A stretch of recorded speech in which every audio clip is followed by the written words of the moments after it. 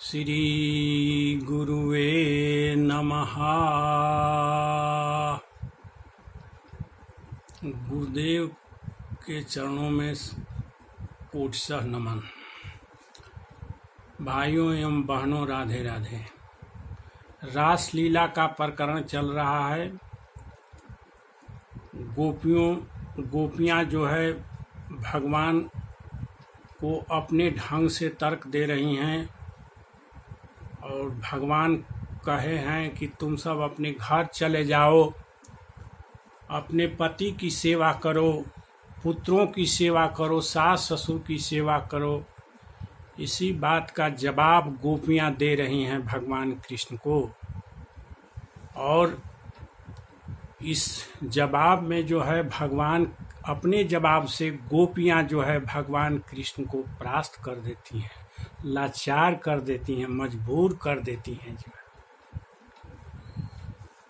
तो इसी बात को लेकर जो है एक बहुत ही बढ़िया श्लोक भागवत महापुराण का है। गोपियां कह रही हैं कि का स्त्रंग ते कल पद आयतम मूर्छितेन सम्मोहिता आज चरितान चलेति त्रैलोक्याम। गोपियां कह रही हैं कि हे प्रियतम, यहाँ दो चीजों की बखान जो है गोपियां कर रही हैं। पहला बंसी ध्वनि है, भगवान कृष्ण की बंसी ध्वनि है, और दूसरा है भगवान श्री कृष्ण के रूप माधुर्य का जो है कि भगवान श्री कृष्ण का रूप माधुर्य कितना बड़ा है। इस दोनों चीजों पर गोपियां आज बोल रही हैं, कह रही हैं का स्त्रंग ते कल पद आयतम मूर्छितेन। हे प्रियतम, तुम बंसी जो बजाते हो तो उस बंसी की मधुर तान से, मोहिनी तान से तीनों लोकों में बताओ कि कौन ऐसी औरत है जो मूर्छित नहीं हो जाती है और तुम में अनुरक्त नहीं हो जाती है। तुम्हारी बंसी ध्वनि को सुनकर तीनों लोकों में कोई भी ऐसी औरत नहीं होगी जो कि तुम्हारे प्रति दौड़ न पड़े, अपने लोक लज्जा भय सब कुछ को तोड़, मर्यादा सब को छोड़कर जो तुम्हारे तरफ दौड़ न पड़े और तुम में अनुरक्त न हो जाए। बताओ ऐसी कौन सी औरत है तीनों लोकों में। तीनों लोकों में गोपियां जो है चैलेंज कर रही हैं कि प्रियतम तुम बता दो, एक भी औरत को तो बता दो, एक भी तो नारी को बता दो जो तुम्हारी बंसी ध्वनि को सुनकर मोहित नहीं होती हो, मूर्छित नहीं होती है, मतवाली नहीं होती है जो है। हम लोगों को एक ही चीज बता दो, इसी का उदाहरण दे दो प्रियतम, तब हम लोग हार मान जाएंगे और अपने अपने घरों को लौट जाएंगे। लेकिन तुमको बताना होगा जो है कि तीनों लोकों में कौन ऐसी औरत है जो तुम्हारी बंसी की ध्वनि सुनकर मूर्छित नहीं होती है, मोहित नहीं होती है, पागल नहीं होती है, तुम्हारे मिलने के लिए तड़प नहीं उठती है। बता दो प्रियतम, बताओ बताओ। तुम जो है तुम्हारी बंसी की ध्वनि जब कान में पड़ती है तो उस समय तुम्हारे मिलन के वियोग में जो है हृदय जलने लगता है, पागल सी स्थिति हो जाती है, पागल। और उस समय समाज का, परिवार का न लोक लज्जा का ख्याल रहता है, न किसी प्रकार का भय लगता है, न मर्यादा का ख्याल रहता है कि समाज क्या कहेगा क्या नहीं कहेगा जो है, किसी का ख्याल नहीं रहता है जो है। उस समय सिर्फ एंड सिर्फ तुम्हारे प्रति ही औरतें व्याकुल हो जाती है, तुम्हें ही अनुरक्त हो जाती हैं। यह तुम्हारी बंसी ध्वनि की कमाल है। तुमने बंसी बजाई और वह बंसी ध्वनि, भगवान कृष्ण जब बंसी बजाए तो जोग माया का आश्रय लेकर बजाए हैं। यह बंसी ध्वनि किसी भी संसार में किसी के भी कान में नहीं गई, केवल एंड केवल गोपियों के कान में ही गई, और गोपियां ही पागल सा हो गई, मत हो गई, भगवान से मिलने के लिए व्याकुल हो गई, और किसी भी के भी कान में यह बंसी ध्वनि नहीं हुई। भगवान कृष्ण इस रास लीला को करने के लिए 6 महीना की एक रात बना दिए हैं। एक रात में तो रास लीला संपन्न नहीं होगा, इसलिए 6 महीना की रात्रियों को एक साथ जोड़कर पूर्णिमा की रात बनाई गई है रास लीला के लिए भगवान द्वारा। और सारे संसार के लोग सोए हुए हैं कि कोई जगे हुए नहीं हैं, जगी हुई हैं केवल एंड केवल गोपियां। सारे जीव जंतु ना रात्रि के समय में सोई हुई हैं, और किसी के कान में यह बंसी ध्वनि नहीं गई है, केवल एंड केवल गोपियों के कान में ही यह बंसी ध्वनि गई है। वहीं गोपियां कह रही हैं कि तीनों लोकों में कोई तो स्त्री बता दो, कोई तो औरत बता दो जो तुम्हारे बंसी ध्वनि को सुनकर पागल न होती हो, अपना लोक, लज्जा, भय, मर्यादा सब कुछ छोड़ के तुम्हारे लिए दौड़ नहीं पड़ती है। बताओ ऐसे तीनों लोक में कौन ऐसी औरत है, कौन ऐसी औरत है?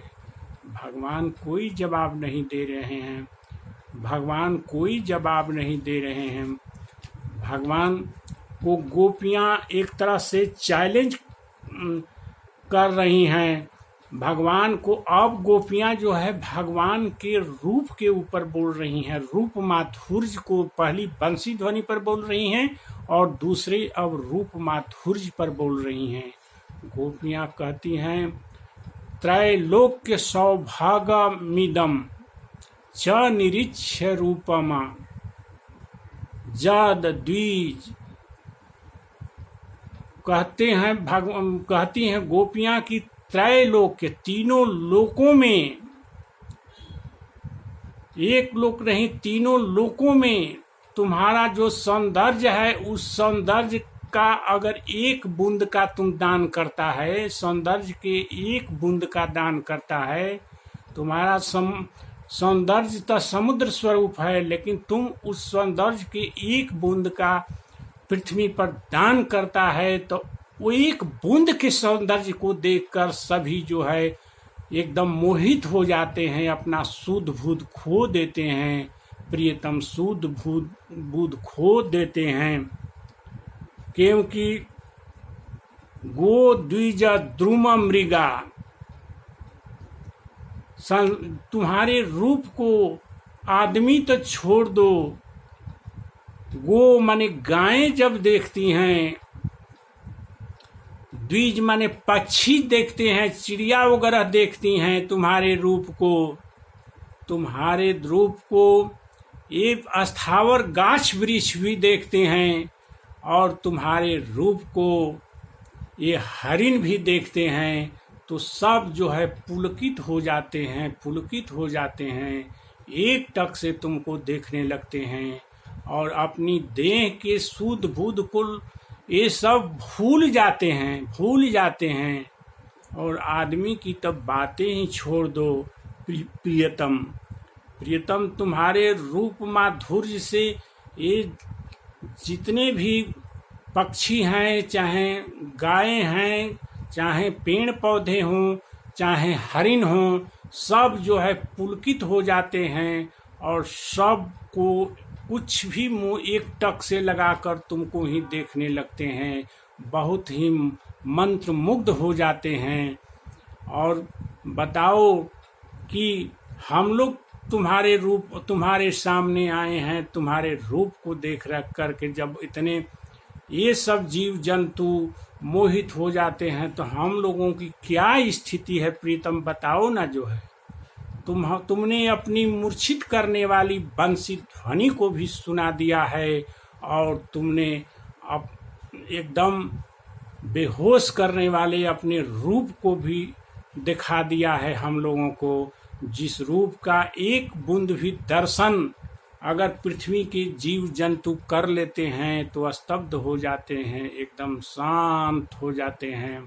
तब बताओ प्रियतम कि हम लोग ये दोनों चीज़ों पर मोहित हो रहे हैं, और हम लोगों के हृदय में जो है वियोग की अग्नि धधक रही है, प्रेम की अग्नि धधक रही है। और व्यक्तम भवान ब्रज भय आरती हरो अभिजातो, और तुम्हारा जो है अवतार ये ब्रज के दुख को हरने के लिए ही हुआ है प्रियतम, ब्रज के दुख को हरने के लिए ही हुआ है।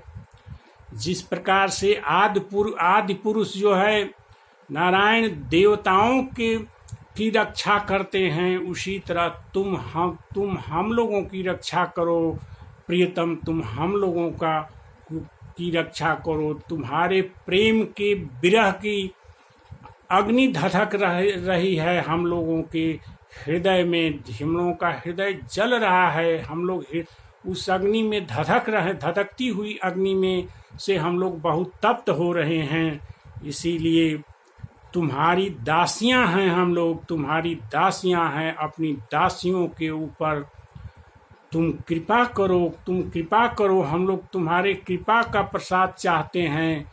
और इसका एक ही उपाय है हमारे प्रियतम, कि तुम जो है इस धधकती हुई ज्वाला को शांत करने के लिए एक ही उपाय है कि तुम एक हाथ को हम लोगों के मस्तक पर रख दो, और एक हाथ को हम लोगों के स्तन पर रख दो। इससे हम लोग की ज्वाला जो है बुझ जाएगी जो है, और हम लोगों का मन जो विक्षिप्त है एकदम शांत हो जाएगा प्रीतम, शांत हो जाएगा। गोपियों के इन बातों को सुनकर भगवान बहुत ही द्रवित हो गए, करुणा से भर गए, दया से भर गए, और भगवान के पास अब कोई चारा नहीं रहा। भगवान परास्त हो, गोपियां परास्त कर दी भगवान को अपने वचनों से, और भगवान हंसकर अब कहते हैं कि गोपियां, मैं तुम सबों के साथ रास करूंगा, तुम सबों की मनोकामना को मैं अब पूर्ण करूंगा, यह मैं अब वादा कर रहा हूं, और मेरा रास क्रिया अब यहाँ से प्रारंभ होगी। इस प्रकार भगवान अब इसके बाद रास लीला अपना प्रारंभ करते हैं गोपियों के साथ जो है। बस आज का प्रकरण इतना ही है, और कल हम लोग भगवान और गोपियों के रास लीला का प्रकरण सुनेंगे। जो है संसार के सब जीव जंतु सोए हुए हैं, उनके पति पुत्र भी अपने घर में, किसी को यह जानकारी नहीं हो रही है कि यह क्या हो रहा है, सब रात्रि के आगोश में पड़ा हुआ है, और भगवान यहाँ सब चीज की व्यवस्था करके जो है रास लीला प्रारंभ करने जा रहे हैं। कल रास लीला को हम लोग सुनेंगे। बस आज इतना ही। ओम शांति ही शांति ही शांति ही।